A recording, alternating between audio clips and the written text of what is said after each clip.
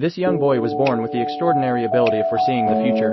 As you watch the lottery draw on TV, he accurately predicts the next winning number 1 second before it's announced. Number 35. The fourth number is 45. It sounds amazing, but this ability comes with a fatal limitation. It can only foresee events 1 second into the future, no more, no less. But at that time, they didn't know. Excited, the boy's gambling-addicted father immediately takes him to the casino to play games of chance. However, no matter how hard the boy tries, he can only predict 1 second ahead, and before he can react, the results are already determined.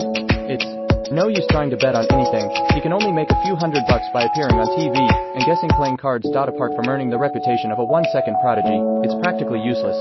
The boy still naively believes that he will be a useful person in society by utilizing this ability in the future. Dreams can be lofty, but reality can be harsh.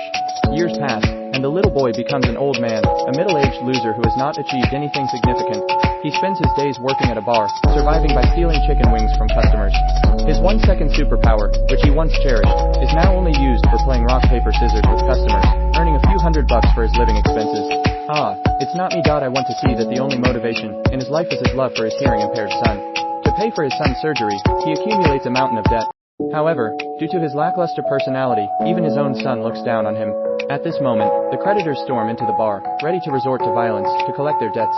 Although he is not good at fighting, he easily avoids all attacks with his 1-second recognition. All of this is noticed by a young man named King, who works as a food delivery driver. He is an aspiring boxer preparing for a boxing match, but is in need of a sparring partner with quick reflexes since his previous assistant quit. King approaches the man, inviting him to practice boxing together, but the man refuses to engage in such physically demanding activity. Though it sounds tough, the next day at work, the bar owner fires the man because he has caused too much trouble. With nowhere else to go, the two men sit near a trash recycling station, worrying about their living expenses. At this moment, they feel like worthless garbage. The man takes out a business card that was given to him and contemplates throwing it away. However, a janitor nearby says, "Recycle here, throw away there. It's up to you." After hearing this, the two men suddenly feel like they still have some value to offer. Following the address on the business card, they arrive at Sin's gym, which he calls Kwangan, meaning whole gym. It's a small place with only enough space for one disciple and is filled with yoga mats that Xin uses to teach positive energy yoga classes.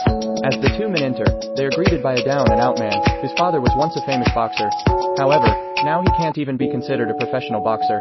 To revive his family's reputation, Xin takes up boxing and dreams of challenging the current Hong Kong boxing champion to raise the gym's popularity. However, the man isn't interested in all of this and continues with his lying flat philosophy, doing the least amount of work possible. He's just fooling around. Life is expensive, and every second counts. But when his son gets involved in boxing, the man surprisingly becomes a boxer himself. In his son's admiring gaze, the man experiences the dignity of being a father for the first time. To live up to his son's expectations, he decides to stick to it. This time. Soon, the intergroup competition begins. Although Xin's weight class is lightweight, he possesses impressive skills, dominating the match from the start. However, his advantage only lasts for a minute before he starts to struggle, unable to catch his breath. It turns out that Xin suffers from asthma, making it impossible for him to become a professional boxer. Despite the risk to his life, he insists on fighting, enduring his opponent's relentless attacks until he finally can't hold on any longer. A female friend named Tang Mei rushes to the ring to administer medication, and this moment will decide the match. Even so, the king refuses to back down, relentlessly provoking King, saying, "Doesn't the city have any capable officers? Can't even last one round?"